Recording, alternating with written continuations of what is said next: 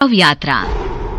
अमरपुर नाम के एक गांव में विमल हलवाई अपने 2 छोटे बच्चों और बीवी के साथ रहता है।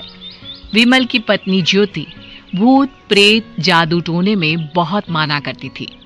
इसका बिल्कुल विपरीत विमल इन चीजों को दकियानुसी माना करता था। रोज की तरह विमल अपने मिठाई की दुकान जाने के लिए निकलने की हड़बड़ी में होता है। मैं निकलता हूँ ज्योति, देरी हो जाएगी, दुकान भी खोलनी है मुझे। अजी ध्यान से, आज अमावस्या है। रास्ते में कोई कपड़ा या कुछ भी गिरा हो तो उसे लांग मत दीजिएगा, बगल से चले जाइएगा। अरे ऐसे तो तुम मुझे पागल ही कर दोगी क्या?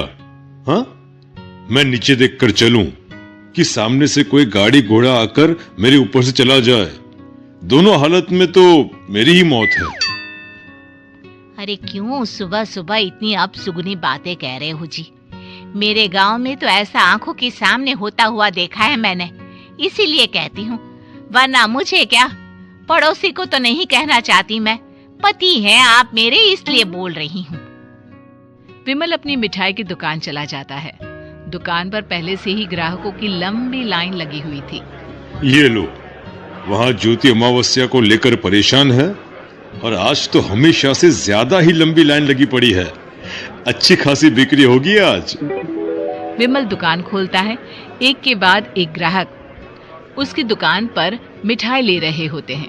तभी गांव की एक बूढ़ी औरत विमल से कहती है, जिस तेजी से बिक्री हो रही है, कहीं किसी की नजर ना लग जाए, नींबू मिर्ची टांग ले।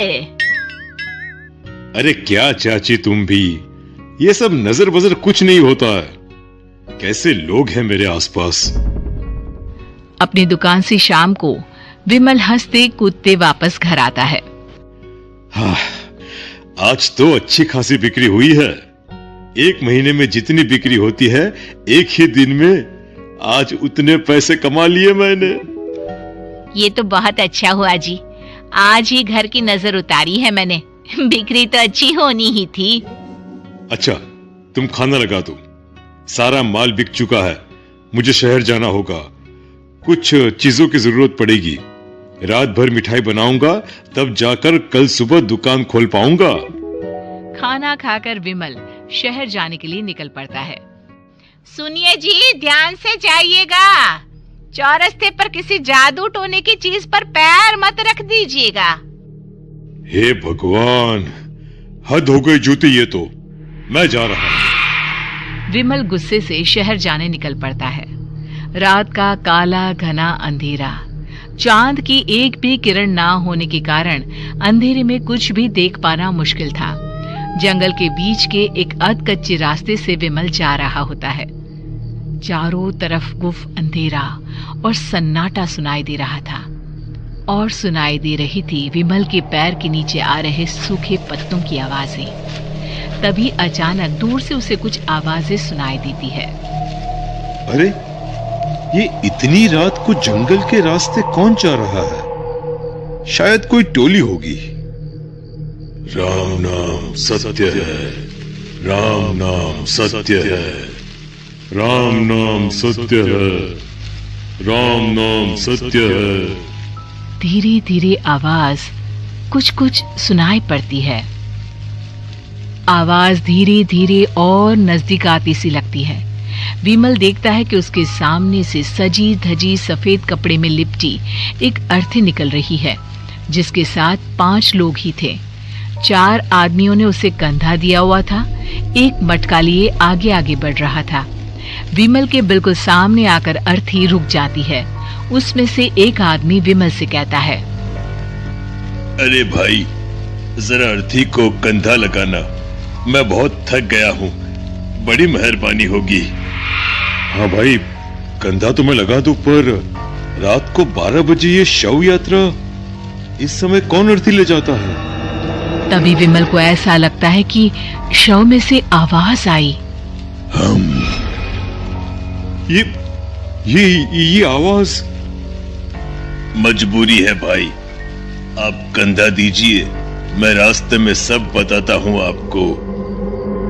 विमल अर्थी को कंधा दिए चल रहा होता है कि उसे ऐसा लगता है कि हाथ में मटका लिए जो आदमी शव के आगे चल रहा है उसके पैर उल्टे हैं। क्या हुआ भाई, हकला क्यों रहे हो? वो आपके साथी के पैर उल्टे। विमल अपनी बात पूरी भी नहीं कर पाता कि वो देखता है कि उस आदमी के पैर तो सीधे ही हैं। अरे नहीं, कुछ नहीं, मुझे शायद वहम हुआ होगा। धीरे धीरे सब आगे बढ़ रहे होते हैं। तब विमल को अचानक लगता है मटके में से एक हाथ बाहर आ रहा है। विमल घबरा जाता है। इसके पहले वो कुछ बोल पाता, कल्लू कहता है, मेरा नाम कल्लू है। हम 6 दोस्त थे, जिसमें से एक को तो तुम सोया हुआ देख रहे हो। इतनी पक्की दोस्ती थी कि जैसे हम सब सगे भाई हैं। पर किस्मत का कोई क्या कर सकता है। आज से 4 साल पहले एक नदी में हम सब नहाने गए थे, जिसमें डूबकर राजेश की मौत हो गई। किसी मजबूरी के कारण हमें उसकी अर्थी को रात को ही शमशान घाट ले जाना पड़ा। हम 5 उसे ले जा रहे थे। 4 साल पहले आप 5 में मैं कुछ समझा नहीं। मंकू अपनी गर्दन पीछे घुमाकर अपनी आंखें बड़ी बड़ी कर विमल से कहता है, अरे भाई, पूरी कहानी खत्म होने दो, फिर बीच में बोल लेना, ठीक है? तभी रास्ते में एक हादसे में अपने दोस्त के साथ हम सभी मर गए। वो सामने देखो, हमारा दोस्त। विमल सामने देखता है। उसे दिखता है कि एक ऐसा आदमी जिसका शरीर कई जन्मों से पानी के अंदर रहने के कारण सफेद पड़ गया है, उसकी आंखें बाहर की ओर निकली हुई थी। फिर ये अर्थी किसकी है? अर्थी के साथ के लोग अर्थी को नीचे रखते हुए एक साथ विमल की ओर देखते हुए कहते हैं, तुम खुद ही देख लो। विमल शव पर से सफेद कपड़ा हटाता है। शव की जगह खुद को ही देखकर विमल के होश उड़ जाते हैं। वो शव विमल की ही थी। पलक झपकते ही विमल उस अर्थी की जगह पर होता है। 6 के 6 दोस्त उसी तरह अर्थी को उठाकर चलने लग जाते हैं। राम नाम सत्य है। राम नाम सत्य है। राम नाम सत्य है।